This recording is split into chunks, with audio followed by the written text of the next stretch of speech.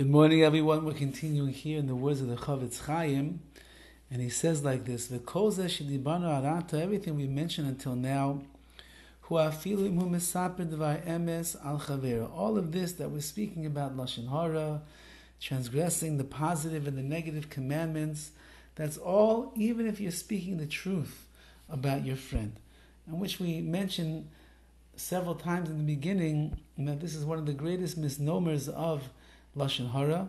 A person believes that if they're talking the truth, then it's not lashon hara, but that's also considered gossip and evil speech. When you tell over a true fact which is degrading about a person, that's lashon hara.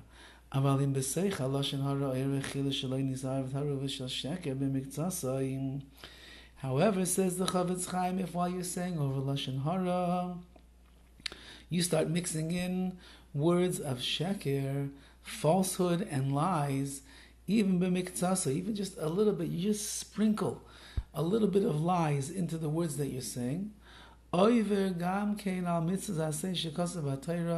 You also transgress the commandment in the Torah that says, midvar sheker tirchak, distance yourself from words of sheker, of falsehood.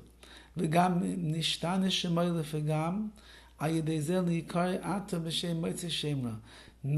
number two, says the CHOFETZ CHAIM, you're no longer just considered to be a Baal Lashon Hara, someone who speaks Lashon Hara.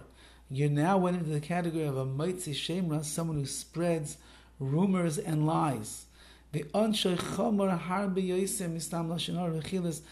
punishment for a Motzei Shemra, someone who spreads lies, is much worse than the person who just says Lashon Hara. Lashon Hara, as we know, is bad enough, says the CHOFETZ CHAIM. You could destroy yourself, destroy another person, destroy the person who's listening. You could destroy worlds with lashon hara.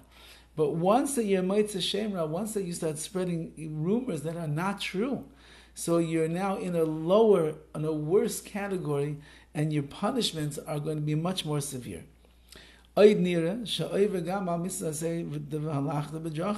Furthermore, says the CHOFETZ CHAIM, there's another positive commandment that says v'halachta b'drachav. You must go in the ways of Hashem. You must walk in His ways.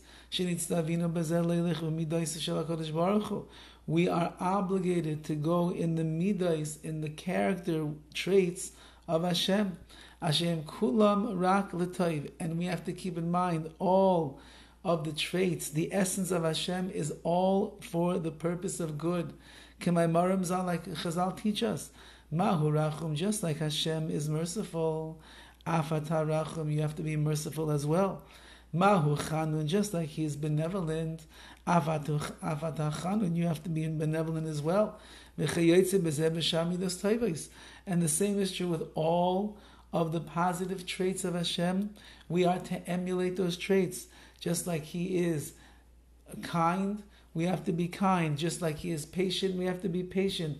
Just like He is forgiving, we have to be forgiving. So too every single positive trait. And HaKadosh Baruch Hu is all positive traits. The fact that HaKadosh Baruch Hu punishes people when they do the wrong, or there's consequences when Klal Yisrael steps out of line, that's not a negative trait.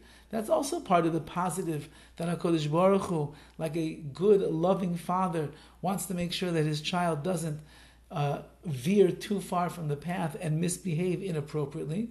So a father is entitled to give consequences or punishments or discipline to his children. So too, HaKadosh Baruch Hu has to discipline us sometimes. But we have to look and see all of these amazing positive traits of HaKadosh Baruch Hu and emulate them. Like the Rambam himself explains, you look at all the positive traits that Hashem has, and we have to go in them. And we find that HaKadosh Baruch Hu despises talebearers and people that are speaking lashon hara. Even if this person is speaking lashon hara about a low-life person, so you might think, well, it's mutter, permissible. This guy's anyway, he's a oisvarf, as they call him. He's an eino mutzlach, not successful. He's a nebuch of a person. What's the big deal if we speak lashon hara? Even though, says the CHOFETZ CHAIM, HaKadosh Baruch Hu doesn't even like that. Like it says in the Gemara, Mechi, the later ani lacha, gam yimaisa the achon, ayin sham. And you see a Gemara over there that speaks about a person who spoke badly about others. HaKadosh Baruch Hu was very, very disappointed in him. And therefore, says the CHOFETZ CHAIM, that a person has to be so careful.